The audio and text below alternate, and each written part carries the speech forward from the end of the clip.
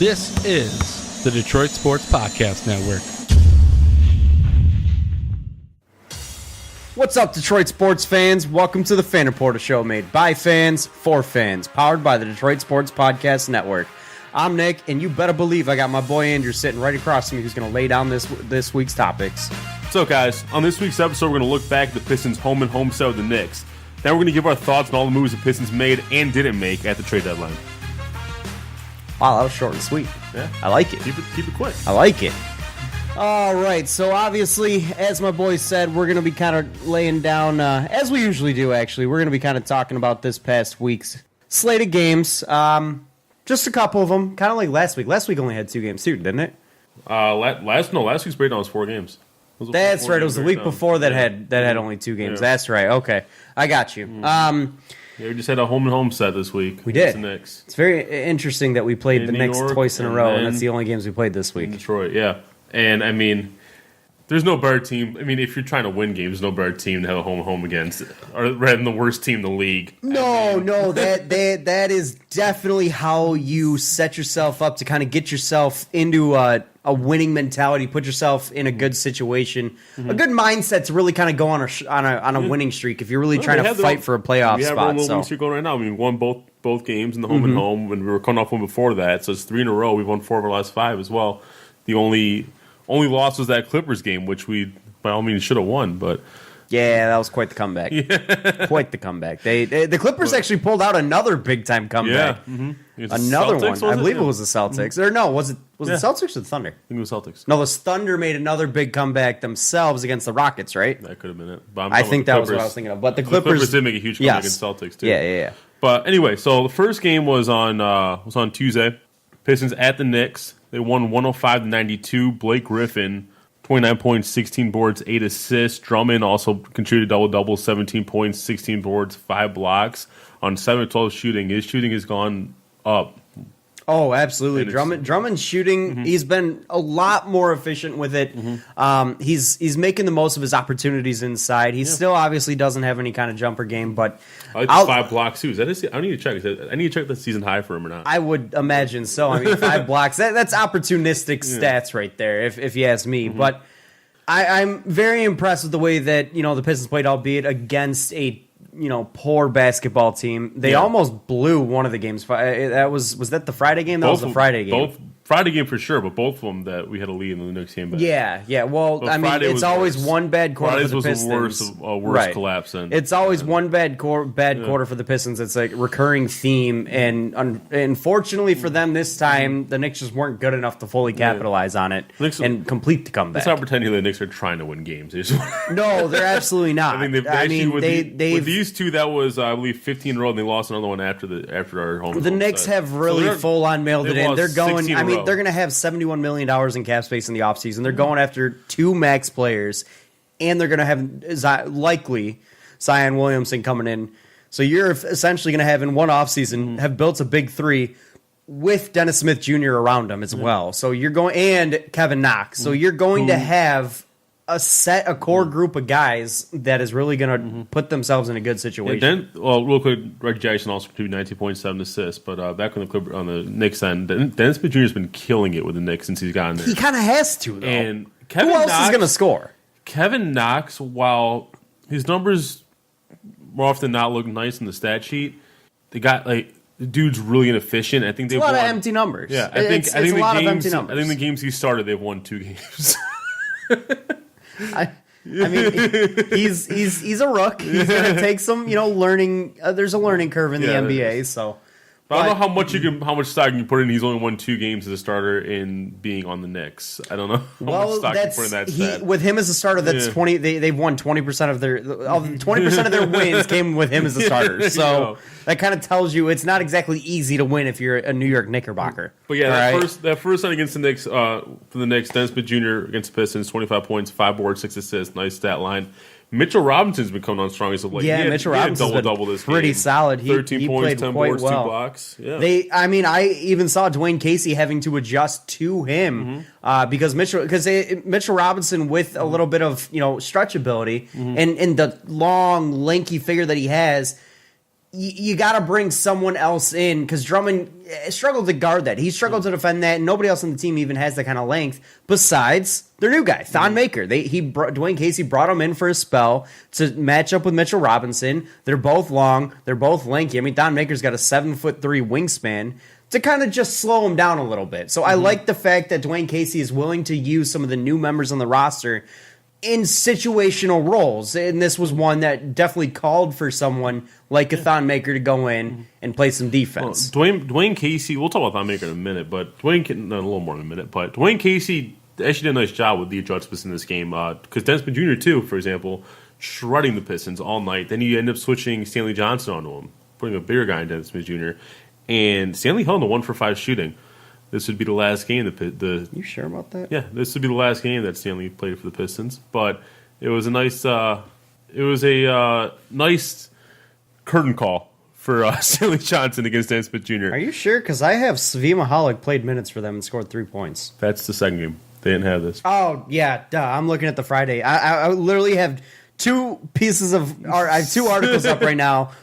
One says Pistons Knicks, the other says Pistons Knicks, and I'm looking at each one. So yeah, I was looking at the Friday game. That's right. Yeah, this is Tuesday. They didn't have Steve Mahalik yet. They didn't have no Wednesday. But which actually is pronounced, what was it? Mikhailuk. Mikhailuk or Mikhailuk? Yeah, Mikhailuk. Yeah, I think that's sure. what it was. I'm just so we have an official pronunciation. During our draft coverage on our live show, we were pronouncing Mahalik the entire time. Yes. But anyway, so yeah, it was a nice current call for Stanley Johnson, and it shows you what will, even though like he caught a lot of flack from Detroit fans, it shows you what will be missed from him on this team. Which is it's high motor defense. It's not always smart defense, but it's at least high motor. He's gonna be aggressive. He's gonna be physical. He's gonna be in their face. And Bruce Brown plays some of that. But if we look at Stanley Johnson's game and call that mistake prone, Bruce Brown's is just as mistake prone, if not more so, with the lack of experience there. So. Well, he's a rook, so there's a little bit of yes, grace, that's what I mean. Grace to give him, but you mentioned Kevin Knox putting up some inefficient numbers. Dennis Smith Jr., while he's putting up great numbers, is also very inefficient as well. I mean, he was 11 for 25 in this game. So, I mean, he's not exactly the most... He would have been shooting about 50% if it wasn't for Stanley Johnson in the fourth quarter. Right. He's not exactly the most efficient shooter out there either. I mean, granted, the team only shot 27% from three. The Knicks did, but the Pistons 35% from three. It's not great, but it's solid. I'll take that. It's better than what I've been seeing from them. So I'm not complaining about that. And they only committed 11 turnovers, which I'm happy about. Now that Stanley is gone, now I have to have a different bench player to harp on. And I'm thinking after this game, I'm picking Calderon.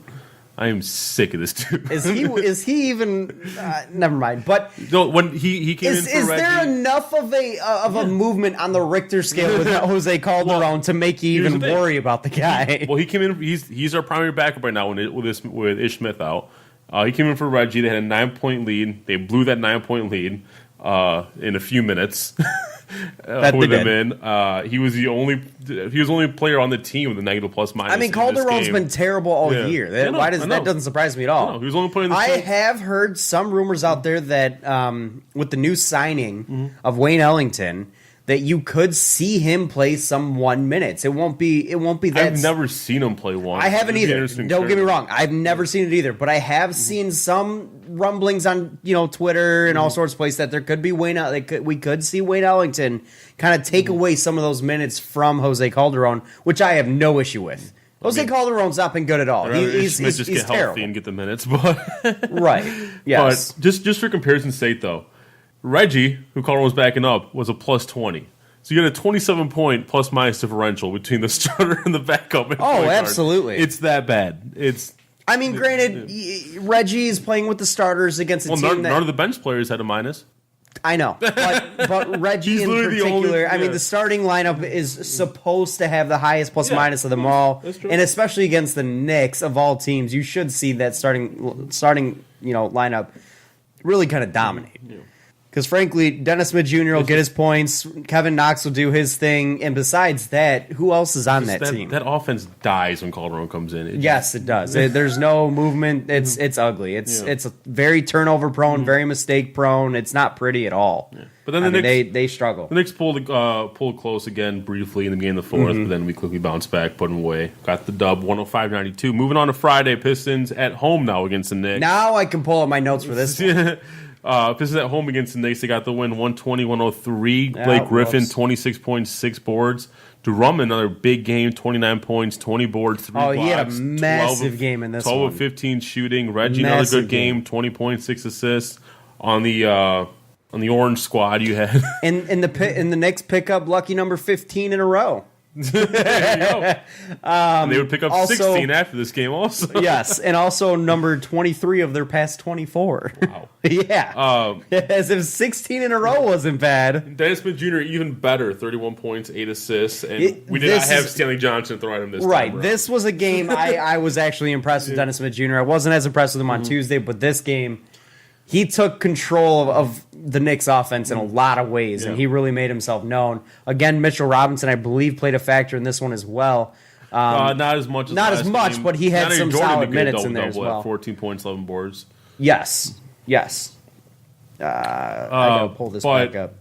You were asking if this was the one if this was the game where the Pistons kind of collapsed, and they blew a 19-point. They had a 19-point lead after the first quarter. And the Knicks came back to tie it up with 3 minutes left in the third. But the good thing is they never took the lead. They didn't point. No, so, they did come, like you said, come back to tie it, but it was ugly for a minute for the Pistons. They were not looking too hot. The one thing I will say about this game from the Pistons is their shooting was like second to none. They shot 43% from beyond the arc. That's something for this basketball team because they do not shoot well. And it was the second time in 3 games where Blake Griffin was able to sit the entire fourth quarter. Yes, which is useful. He did still play 29 minutes, which is a good amount of minutes, but he was able to get some rest, which is good because he seriously needs it. They've relied on him a lot this year. It's great that we're able to rest him a little bit. Yes, but again, another very efficient game from Andre Drummond. You mentioned the big-time stat line, the 2020 game for him. They really relied on him. But the biggest number for me with Andre Drummond, and this is a number that I don't even think I've seen a single Piston player put up this year, is a plus 39. That is a stat line I like to see coming from a guy like Andre Drummond, who's supposed to be out there making some big plays for them as their guy who, when you don't have Blake Griffin at his best or you have Blake Griffin, maybe taking part of the night off by the coach's decision, you really need to rely on Andre Drummond to come up big for you, and he definitely did in a huge way. Also added another 3 blocks for them as well, so in a huge way this week. And this was the Pistons' debut for Svi Mikhailuk and Thon Maker, 9 minutes and 8 minutes respectively. Thon Maker didn't score, didn't really do much while on the floor. Svi hit 1 3, I think it was a corner 3 if I remember correctly, but he hit 1 3. TBD on these guys. Neither looked necessarily bad out there, but I will say I'm curious to see what kind of role they're going to have. We'll get more into them later. I will say I have. I guess I'll hold off and I'll hold off my thoughts until later. Then that's a good point. Before we cap off this recap, that sounded bad. I do want to highlight Reggie Jackson's play as of late because he's been better across the board. His decision making has been better. He's been more effective in the pick and roll. He's had an absolutely fantastic couple of weeks. He's been more physical on the defensive end. Absolutely fantastic couple of weeks. This is the best basketball I've seen Reggie Jackson play. Honestly, since he got here. I mean, we've seen him play well, especially in the playoff year. He was a big-time motivator for that team, big-time piece. But this is some of the best basketball I've seen Reggie play in a long, long time. Like, this is the Reggie Jackson that you could argue is worth that $18 million a year contract. If Reggie Jackson played like this consistently, I'd have no issue paying him $18 million a year. And as long as he stayed healthy. Problem is, I mean, this is a stretch. Could he just be getting healthy? Could that be a thing? I mean, tendonitis, because he's had the problems with knee tendonitis. Tendonitis is a thing that just, honest to God, never goes away. I mean, I have tendonitis. It never goes away. It'll flare up if it's windy outside, for God's sakes. I mean, it sucks. So maybe it is. Like, his knee's feeling good. He's ready. He's 100%. He's ready to go. And he's fired up about it, so he's playing well. I mean, that could definitely be it. We've also seen the fact that we've been playing Blake Griffin less and less as of late just to give him some rest, that Reggie's realized I need to step up in that role. And make some things happen. I've seen my boy Dre do it. Now I got to do it. And he's really actually played very well the last few weeks. I've been impressed with him. Yeah. If this is the Reggie Jackson we get consistently, I don't want him gone. I want him here, and I can't believe I'm saying this. I mean, this was literally suspect number 1 of people I wanted off this basketball team. I wanted him gone, and I mean gone. Yeah, you already trade him for a bag of chips. Yes. Shit, I'll take half a bag of chips. But at this point, if this is the Reggie Jackson I'm going to get, shooting 4 of 5 from 3, 8 of 14 from the field, 20 points, 6 assists, I want him. A plus 17, I want him. That's a guy I want on my basketball team. I'm impressed with the guy right now. I'll give him his props. I'll agree. Granted, it's against the Knicks, but thing is with Reggie though, it's again. There's more opponents in this stretch that he's played well against. Yeah, exactly. More opponents. This isn't just a 2-game stretch. It's been like 3 weeks now. It's been it's been a few weeks that it's very exciting to see. Granted, I don't want to see this team win a bunch of basketball games, but at the same time, it is really, really exciting to see Reggie Jackson really play some good basketball. Finally. Yeah. I mean, we've been waiting for some good basketball from him for the better part of a year and a half now. So we're finally getting it. Let's get into the newbies. Let's start with Svi Mikhailuk. He got traded we got him in a 2021 second rounder from the Lakers for Reggie Bullock. A little bit underwhelming to me. Yeah, not going to lie. Yeah. We'll get into the actual trades in a minute, but... Yeah, just some quick background on the guy. He's a rookie. Obviously, he's come out of Kansas. Played all 4 years at Kansas. He was highly touted as a big time outside shooter. Yeah, he's 44% from 3 senior year. But he was a second round pick, 47th overall by the Lakers. He didn't play much with it. He played about 10 minutes per game, and I think it was 39 appearances.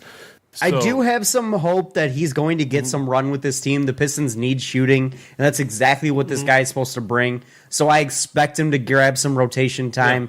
Yeah. I hope to see him playing at least 15 minutes a game in the near future. I mean, obviously he only played 9 in this one, but first game with the team, how much practice was he able to get in?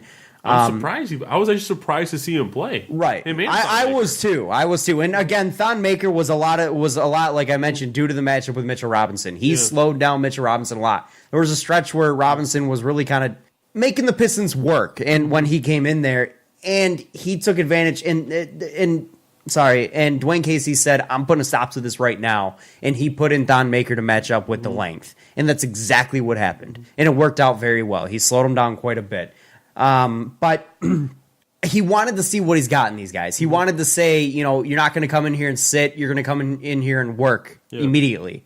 And I felt like it was kind of a message that Dwayne Casey sent to these guys to really get them in a mindset of you need to hit the ground running because we're going all in with this thing. We're making this happen one way or another, and you guys are going to be 2 big parts of this. So we traded some assets for you guys. You weren't as successful as you would have liked to be. More pointing to Thon Maker in your previous destination, but it's a new look, change of scenery. Let's get things going, fresh start. Let's go. Yeah. So I like the fact that he used them in this game, albeit in short spells with the 9 minutes for Mikhailuk and the 8 for Thon Maker. But it is encouraging to see the fact that he's willing to play these guys because they're young. They're both fairly athletic, especially Thon Maker. They both can shoot outside. Thon Maker's length is hard to match up against, and Svi Mikhailuk is, again, very highly touted as a great outside shooter, and that's something the Pistons desperately need. I will say, just because of the big unknown right now for Mikhailuk in the league, I think this trade definitely hurts in the short term because of the fact that he's such a developmental I mean, project. Reggie Bullock was one of their more solid players, albeit streaky, but very, very solid player. One of our biggest sources of shooting on our offense. Oh, absolutely. So. Very streaky, but a very, very solid player. I liked him a lot more than KCP when he was here. I loved Reggie Bullock a lot. He brought a lot of good things to this basketball team that a lot of players can't. I think that was one of the better trades of Van Gundy sent you here. He traded a second-round pick in 2020 for Marcus Morris, Reggie Bullock. I mean, he got some... Danny Granger. There was a few trades out there that he made some good deals on, and then there were some that not so great. Yeah. But anyway, so let's go on to the other trade that we made, Thon Maker. He was traded for Stanley Johnson, a 3-team trade where Stanley went to the Pelicans, Mirotic went from the Pelicans to the Bucks, and we got Thon Maker from the Bucks. I will say that Mirotic going to the Bucks, watch out. Yep. I think they got a steal. Definitely a steal because Mirotic is a 20.8 rebound guy right now. and he's a lethal outside shooter. And I mean lethal. So watch out for that. Watch out for Mirotic playing some big-time minutes for that Bucks team this year. And, again, like you said before, Maker is basically a stretch five. He's a versatile defender, not quite a strong defender from what we saw in Milwaukee. He falls over in the wind. He's so thin. I mean, you can body him. He can make up for the lack of size with his length, but you can back him down. You can shove him. You can shove him around, and he can't do anything about it. He's very thin. He needs to hit the gym. He needs to honestly hit the buffet. That hurts. To be honest with you, but that hurts him on the offensive end too because he's actually surprisingly weak around the rim. He's not able to hold. He's not able to keep. He's not able to gain position. When you are that tall, but you don't have any kind of body size, you're not able to gain a position down low at all. Get this: inside of 5 feet. Last year he shot 51%. This year, that's brutal. This year, 60%. Put that in that's perspective. Better. Put it into perspective, though. That 51%, that puts you at about. There's about like 225 players better than you. Yeah, 51% is absolutely brutal. That's god awful. That's why I get so upset when Drummond only shoots 53% from down low. And even he's got a couple inches on Drummond at least. Yeah, exactly. Drummond's got like 60 pounds on him. Yeah, that's the thing, is Drummond's got the size. But as far as his three-point numbers, he shot 38% from three his rookie year. I'll take that. Number dipped last year at 30%. It's up a bit this year at 33% so far this season. Well, hoping he finds that shot back again. He likes that corner three. He loves that absolutely. corner three. I expect him to really kind of come into his own. He was never able to get into any kind of rhythm with Milwaukee. Yeah. I mean, they really went away from him because he didn't see himself getting the playing time. They really went away from him in Milwaukee. And he obviously was disappointed. You could see it in his play. So him coming here, I do hope and expect he gets some run here as well as our backup five. It'll be interesting to see how he works with Zaza back there. Who's getting the minutes, who's getting the run. It might be a hot hand approach, game in, game out, but we'll see. We have yet to find out what Dwayne Casey wants to do with the big men in this lineup. So, one thing I am encouraged by from this game is a willingness to play the young guys. I mean, you saw. Oh, you're going back to the yes. The okay. You saw Kyrie Thomas grab 20 minutes of his own, which is some of the more extended run we've gotten of Kyrie Thomas, who I have high hopes for him as well. Yeah. You saw Luke Kennard play 29 minutes, albeit didn't play very well. He did put up 12 points and had a plus 13, but he also shot 4 of 13 from the field, albeit 2 of 5 from 3. So 40% from 3 is not bad. It's pretty good, but those mid-range jumpers were not pretty in for him this game. So, but we saw actually GR3 get some minutes in this game. He played 14 himself, but yeah, no, I But with these two guys, I think the key word here is potential, especially untapped potential with guys like Thon Maker. I mean, it was just last year that KG called him a future MVP. Right. I'm not sure if it's going to get that far, but I'm not going to hype him up that much. I definitely wouldn't think so. I don't see MVP caliber potential from Thon Maker. What I'm trying to get at is both these guys are super young. I mean, Thon Maker's only 21 years old. He'll be 22, I think, at the end of the month. God, he's been in the league for 3 years now. That's ridiculous. Remember like the whole conversation? Yeah, there was a conversation that he's not actually as young as he is. I saw on Twitter the other day, it was a hilarious joke. What are we doing? Is it give or take a year, give or take 3 years, 5 years? I don't know, but Pistons, someone said on Twitter, the Pistons traded Stanley Johnson for a 38-year-old pretending to be a 21-year-old who can't shoot. But anyway, there's a lot of areas where he has the tools to improve. He just needs to get there. You know what he needs to do is hit the buffet, man. And he's put some bulk on. For a 21-year-old, he's moldable. Like absolutely. There are areas to improve. Absolutely. I think McCulloch was what, 22? Mikhailuk? I think he's 22. No, 21 also. 21. Yeah. So we made our team younger. Yes. Granted, they traded 2 of our younger guys. I mean, Reggie Bullock's what, 27, 28? Something like that. And then Stanley Johnson was only like 24, 23, 24, so he was still fairly young. But no, I mean, these moves were obviously not in a right now mentality. It was, you gained a draft pick and I mean, we can just go ahead and move. I mean, is there anything else you want to add into about the games? Oh, no. Okay, then I'm just moving right into the trades here because that's what we've been talking about. Okay, the whole time. So when it comes to where you been? When it comes to what they added there. They added two very young guys that have a lot of untapped potential. Yeah. Didn't get as much opportunity with their former teams as they could here. There's obviously a need for them to play immediately. When it comes to guys like that, though, and what they gain, I mean, you talk about the second-round pick, the 2021 second-round pick for Reggie Bullock with Svi Mykhailiuk, which, granted, looks underwhelming right now. And it is, because Reggie Bullock was a very solid rotational support guy. He's going to play very well for LA, for the Lakers. Very well there. I expect big things out of him there. They're looking for a playoff push. I would have liked to see that second-round pick not be 2021, maybe be a 2019 second-round pick, something a little more immediate. Jack Maloney of CBS Sports says we got hosed in this trade.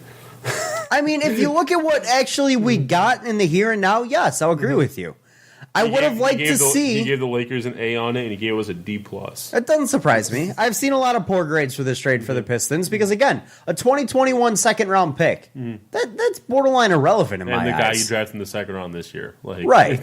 Exactly. So, I mean, you're looking at 2 second-round picks and one of them's 3 years or 2 years from now. So what did you really gain there outside of a guy who has some potential that we just don't know it yet? Yeah. We don't know what it's going to be yet. And then the Thon Maker trade, you traded a guy who clearly is just disenfranchised with his situation here. Could have been happy, could have been not, but wasn't fitting well, wasn't playing well. The fans did not like him here.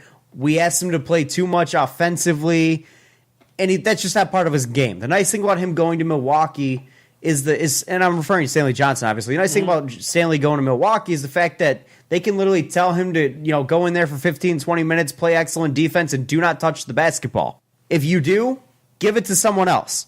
That's what they can ask him to do because they have so much offensive firepower outside of him. Here, we don't have that luxury. Yeah. We had to have him, give us something on offense, and he just didn't. And that kind of disenfranchised him with the coaching staff and the front office quite a bit, as well as the fans. The fans wanted him gone. And so with that being said, you got what you could for him. And you got another guy who was a disappointment with where he was in Thon Maker, and you could argue a change of scenery could be good. Does he have quote-unquote unicorn-like measurables? Yes, he does. He has potential to be a matchup nightmare. How many 7'1" with 7'3" wingspan guys can step out to the 3-point line? He's got Not one many. of the skills. Exactly, and he's got to put some freaking meat on, man. Yeah. He's so thin. He's got to hang out with Andre Drummond. Andre Drummond will get him in the weight room, get him eating some meat. I need him in the buffet room first. Put some meat on, man. What is his actually? Is it like 220? I don't know, but he's like 7'1" and he's a stick figure.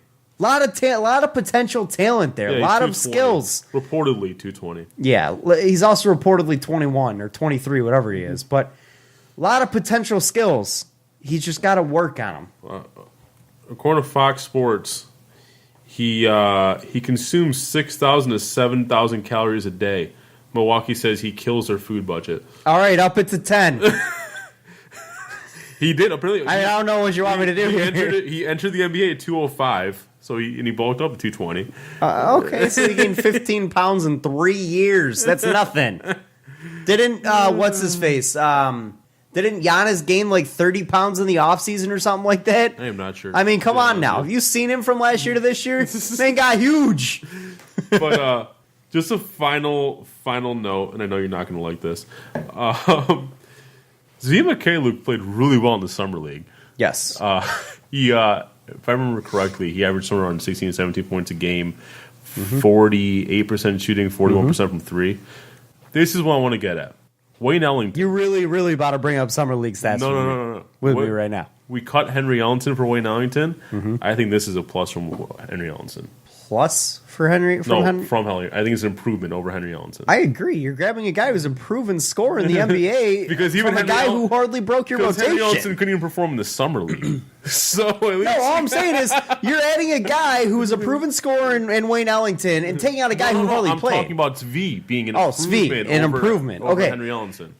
You know me. You know my philosophy on Summer League. I think Summer League and stats in the Summer League are the most empty garbage. There's nothing. You You could prove absolutely nothing to me in Summer League. I'm not nothing. saying. All I'm saying is Henry Ellenson couldn't even perform in Summer League.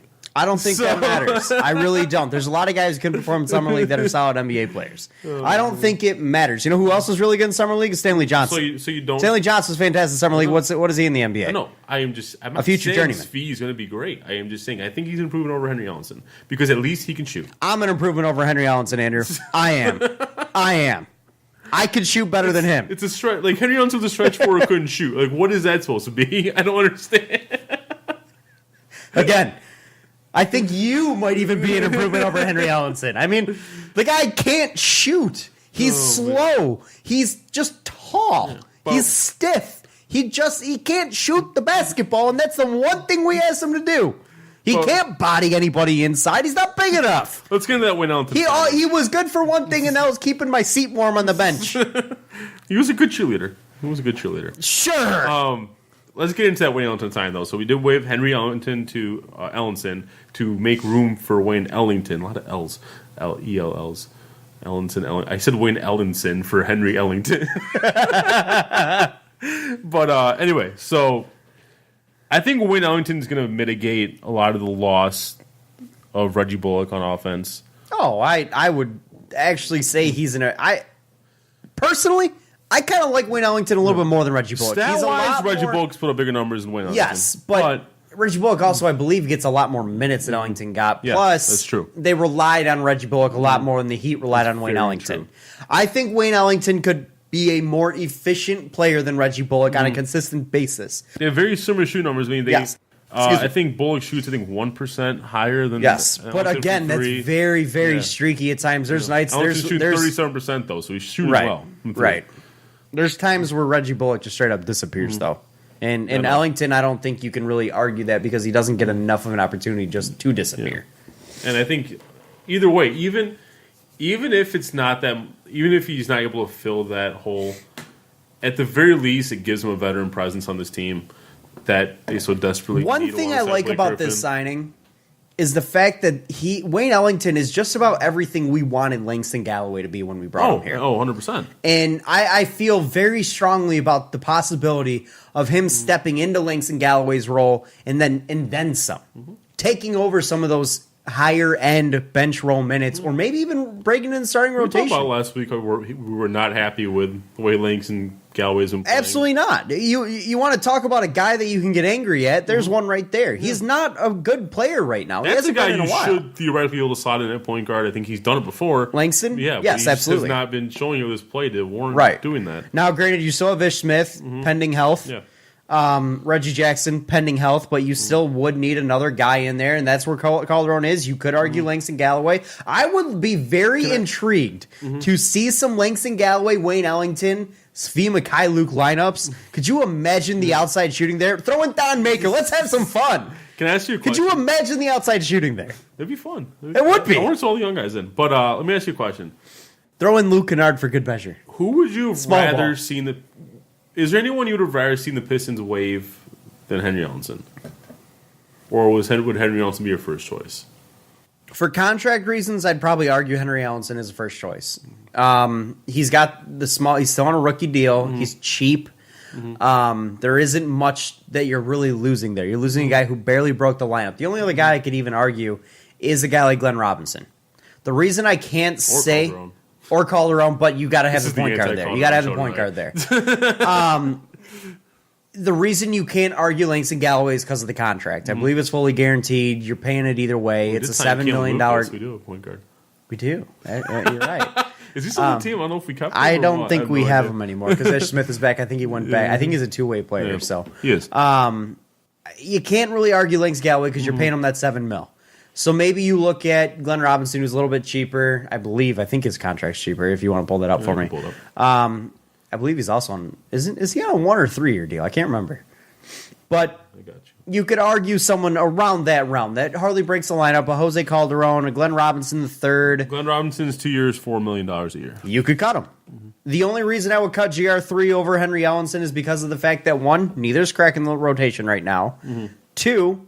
One still is an unknown. Yeah, Glenn Robinson's been in the league for quite some time now. You still could argue the potential thing. Yes, Right. You still could argue that there's some untapped potential. Plus, it's a position that is so coveted in the NBA, that stretch four that can shoot outside. I mean, that's a position that every team loves to have. I mean, Nikola Mirotic is a coveted guy. Every team loves that player. Yeah. So you could argue that if you could potentially get him some minutes, get him on a run, that maybe you could swing him in the offseason for something. Or you found a guy that you've been wanting to for years now. Stan Van Gundy would literally be rolling over in his bed having nightmares at night that Henry Ellenson took this long to develop, but he's exactly what he wanted. Yeah. So, I mean, if he would have developed years ago, he would have saved his job probably. So, but maybe. I'm not saying it would have happened. I'm not saying I even think it could have happened because I don't. I don't think Henry Ellenson is any good. However, there is still the unknown potential there that we could have had. We know what Glenn Robinson is. We don't know what Henry Ellenson is entirely. Just to close out the Wayne Ellington talk here, I do see him playing almost right away at the latest, right after the All-Star break. Absolutely, I could see him starting immediately. I think you kind of need him to be honest with you. If you want to argue Bruce Brown not deserving that spot anymore, yes, I'll agree with you. Well, he's offensively, he's a net minus. He's a net minus offensively. He's a great defender when he wants to be. On his good nights, he's a great defender, and he does bring something that starting lineup desperately needs, which is on-ball defense, especially on the perimeter. But again, you're right. Offensively, he is a net minus, and they need someone to step into that role and score some points on that starting lineup as well. Granted, you could argue with Reggie Jackson's resurgence of play, and Andre Drummond playing well to go along with Blake Griffin, you may not need that extra scoring there. So you may be able to have that. I think Wayne Ellington, whether you insert him into the starting lineup immediately or you insert him into like a 6-man role, I have no issue with either one of them as long as he's playing 25-plus minutes a game. You bring it up not needing the extra scoring. That's the positive about the way that Dwayne Casey's been using Bruce Brown lately is Bruce Brown's not been shooting the ball. He's taking 2, maybe 3 shots a game. Which I'm cool with. I'm cool. Like, if you want to bring him off the bench and insert him in a situationally, kind of like you were doing with Stanley Johnson last few games, I'm cool with that. Fine with that too. I want to see some more run from this kid. Oh no, I would. If ideally, I want the young guys because I don't want to see the starting lineup get torched on that side of the basketball. So I have no issue having Bruce Brown remain as a starter and getting starter minutes. You might need him to start because their best offensive players will be in this. Right. So a 25 to 28 minute a game situation for him. And then have Wayne Ellington be your scoring spark plug off the bench. I'd love that idea. Yeah. They need scoring from their bench unit. Yeah. They don't have any right now. And that's what Wayne Ellington could be. As long as he's playing 25-plus minutes a game, I'm happy. So because this is a guy that I really need to see play some ball because he's going to be one of the better shooters and better scorers in this basketball team. Agreed. Okay.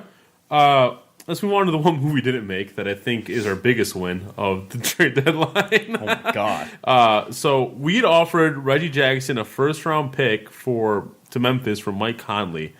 Memphis wanted us to add Kennard or another first to that to make the deal happen. Just to note, Conley will be making $30 million this year and set to make $32 million next year and $34 million the following year. Yep, he's expensive. Yeah. That is, let me do the math, $96 million that would have been tied up between Drummond, Griffin, and Conley. This year? Or like I believe next year. I believe next year would be. It might be this year, but I think it's next year. So that's a lot of money. And it's going to grow even more as the years go by. And I do want to bring up Ed Stefanski's I don't know if you heard his press conference on Friday. I believe I did. Yes, I did. So these quotes are courtesy of Rod Beer from Detroit News. He said, Tom Gores doesn't mind spending the money, so he'll give whatever penny we have if we think there's a player who's going to help us make a run. He's pushing me to go in the luxury tax, and I keep saying you can't go in the luxury tax unless you have a player who can move the needle. He would not mind doing that if we can get that player who would take us to the other level. He went on to say, this is a plan. We're not going at warp speed because we don't have the flexibility to go at warp speed. Would I want to go at warp speed? Yes. We have to make good decisions. We can't bring in players that we're not sure of on pretty expensive contracts. Well, Josh Smith, please stand up. I'll be honest. bonus points for Stefanski for his comment. Yes. No. I feel like meetings between him and Tom Gores are Tom standing up going, I want this guy. And Ed going, we can't do that, Tom. Fine, I want this guy. We can't do that, Tom. In a candy store, and then Ed Stefanski's the parent. No. Slapping his hand at everything he touches. No. Put that back. But I mean, if I could spin one positive for Tom Gores here, at least he's not like the owner that's like, do this trade or you're fired kind of thing. At least, no, it's more like, I won't let you trade this guy no matter what. At least it's, what's worse? At least he kind of trusts Stefanski to make the decision in the end and not forcing his hand. But yeah, it looks like Tom Gores wants to throw his money around and hopes. If Tom Gores could have 5 Andre Drummonds on his basketball team, he would literally just be in heaven. Yeah, this confirms what we were talking about Gores' mindset, where he thinks he can buy a good. He thinks he should make his buy a basketball team. He thinks he can buy a championship team. Yeah. Yes, and obviously you can't. This isn't baseball, and even in baseball, teams that do that struggle to do it. But at least this definitely isn't hockey from 2000. Say Ed Stefanski has some common sense. At least we can say that. Yes, and he is a very good basketball mind. I have liked most, not all, but most of the moves that Stefanski does, because the reason behind that is he looks at the future. Mm-hmm. He doesn't just look at the here and now, right this minute, where Tom Gores is saying, ooh, look, yummy candy. Ed Stefanski's saying, no, that'll rot your teeth. We need something that's healthier. Wow, nice analogy. Thank you. And that's what Ed Stefanski's doing here. He gets us, nice tasting fruit. Mm-hmm. Something that's satisfying now, but also leads to some success in the future as well. And I like that about him. And that's one of the things that he's good at doing. He's good at keeping Tom Gores in check to an extent. I mean, Tom Gores still runs amok and does whatever the hell he wants, but he reins him in to an extent, which is good. Yeah. So, but again, I'm very, very happy that he didn't do this trade. I literally was refreshing Twitter, refreshing Bleacher Report all day. Yeah. Terrified that this was going to be a trade. I was hearing rumors that the Thon Maker deal was a 3-team deal with the Grizzlies, and we were getting Mike Conley, and Thon Maker was going to, who was it? I think it was Utah or someone. I don't know. Memphis, I don't know. But it wasn't fun being me in those hours before the deadline as I'm seeing these deals potentially go by. Everything, because as soon as I pull my phone, I just go on this rabbit hole. I'm like, stop it, just put it away, go back to work. It was rough. My heart was having palpitations. Yeah, it was very nerve-wracking, because this, in my opinion, would be just an absolute death sentence for this team. If you had brought Mike Conley onto this team, sure, on paper, in the here and now for this year, maybe even next, it looks like you got 3 guys that could make a 5 or 6 seed. Wonderful. Fine and dandy, you might win a playoff series. But beyond that, you're so beyond strapped for cash. You're so beyond unable to do anything. You won't be able to build from the draft because you're in the bottom 15 in the draft. You won't be able to do anything. Your assets are garbage. You have a 33-year-old point guard that's also often injured and making a ton of money. You have a 30-year-old Blake Griffin who is making an ungodly amount of money. And then you have Andre Drummond, who nobody wants anyways. Mm-hmm. At least not for what you value him for. So it's not even like the end of the Boston Celtics run where there's somewhat idiot out there who will take their old ass contracts on and give you a bunch of first round picks. I wish we had that. I wish we had that broken mindset somewhere in the NBA still. But Griffin and Drummond are two of the hardest contracts to move in the NBA. There's no doubt about that. But I do want to point out one more thing that Stefanski said. I'm paraphrasing here. I don't have the exact quote. But he did say that, yes, we were sellers at the deadline. Which they did. But that doesn't mean we're talking the T word. Tank? Well, I mean, obviously. So I think that's probably the most obvious statement he could have said. So you traded 2 role players that people confuse for each other. But he's saying they're not tanking. Well, duh. Again. It's not like you traded Blake Griffin. Yeah. It's not like you traded Andre Drummond. You traded Reggie Bullock and Stanley Johnson. The way I viewed it was like... Neither one of them start. the way I viewed it was like dipping your toe in the taking water, like you're not sure you want to do it yet, so you're just like kind of like, ooh, it's a little cold. It's a little cold. You don't want to go all in yet. You're just kind of like, try this here. Let's see what happens. Just kind of half tanking. It was a little bit confusing because it did look like when I first saw because they made those moves pretty quickly. When I was expecting there was a third move coming, right? They're like, all right, exactly. This is a precursor for a bigger move. Yeah. Like they're ready to let the floodgates loose and let the roster go bye. Yeah, which I was kind of expecting at least one more move, maybe an Andre Drummond trade. That was a hot button one. Reggie Jackson wasn't really playing well enough yet to really make any kind of noise. He had a couple of good games, but it wasn't quite there for people to be interested. And I heard a couple of rumblings of Blake Griffin, but I knew it was never going to happen. So Andre Drummond was the one I was looking at as maybe someone would be interested, maybe bite on it. But as the hours went by, we didn't see anything. I heard no more news. The only news I heard was potential Mike Conley coming in, which, albeit scared the bejesus out of me. Oh, we should make a basketball horror movie. For real. Just go sit in Ed Stefanski's office for a week. Listen into the phone calls with him and Tom. But I'm not overly excited about them moving forward or about their moves at the deadline. But I'm also not disappointed. That's what I was going to ask you. Like, as a whole, with the two trades and the signing, like, what are your overall thoughts on the deadline? Are you happy? Do you not like what they did? What direction do you think this team's heading? am happy with the moves I'm happy with the moves that they made in terms of who they got rid of, who they sent out, not really got rid of, but who they sent out.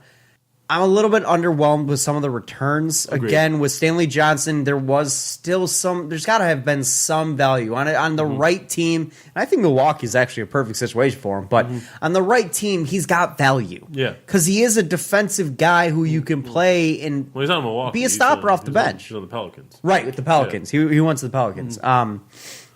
He's done kind of nothing. No, they traded Stanley for Thon Maker. It was a 3-team trade. That's right. He ended up going to the Pelicans. That's right. Scott Mirotic. That's right. Yep. But it's a situation that he can build and grow there, and they're not ready to win yet anymore, anymore.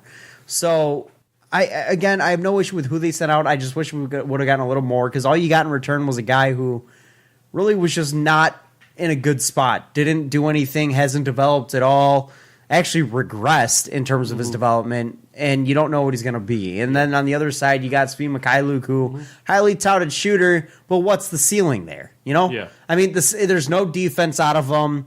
There's no dribble drive potential. There's no big time athleticism. He's not a high flyer. He's not a big time floor runner. He's a floor spacer, but you're getting a shooter out of him. You're getting a guy that's a lot like a Luke Kennard is already. So you're trying. It's super risky buy low assets. That have potential to grow into something greater, but it's not looking too good for him to start in the NBA. But then again, the guys that you gave out, you can argue Reggie Bullock is not a buy low piece that you give away. I think Reggie Bullock is at peak value right now.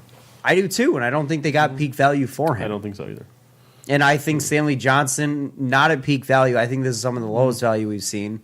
But I don't think you got what you could have for him either. That's what's weird. I think at the very least, you could have gotten Milwaukee to throw in or New Orleans to throw in a second-round pick along with Thon Maker for Stanley Johnson.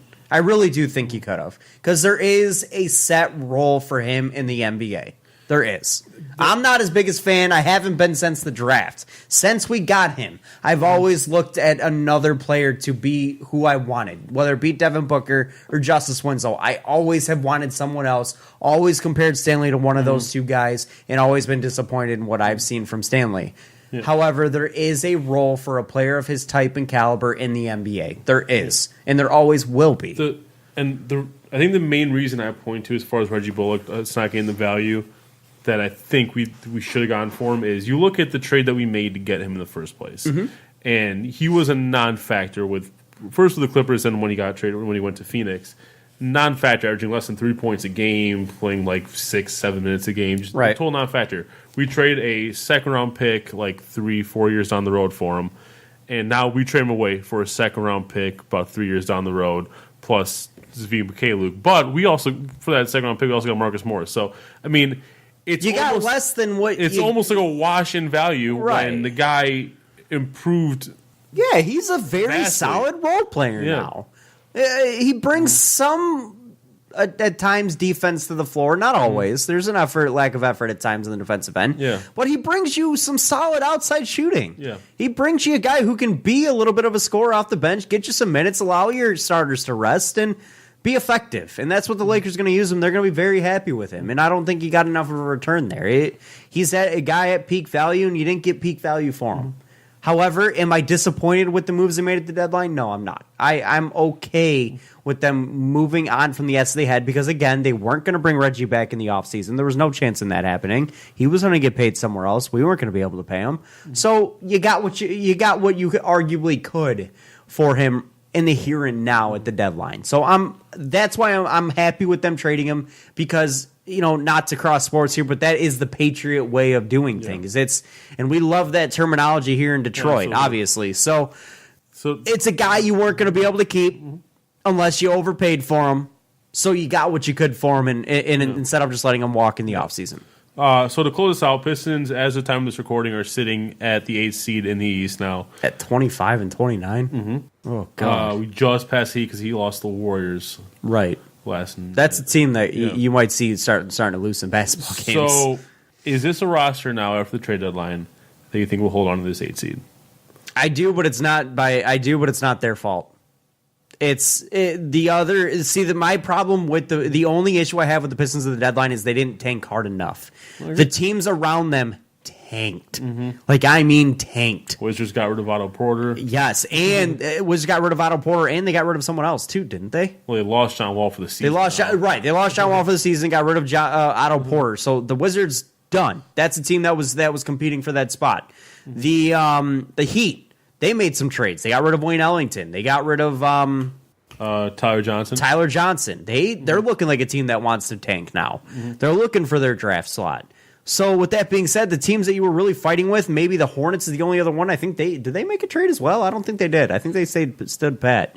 But you're the only team that you could argue kept. The Hornets are 7 right now. Right. You're the only team that you could argue kept your main rotation, your core group of guys that's in that situation where they're fighting for an 8 seed. Yeah. I mean, the Magic are the other one. They didn't really make any moves, but so yeah, you could argue that they could keep that 8 slot, provided health. If they don't stay healthy, then you could see the Magic sweeping in there. Then you could see someone else going in there.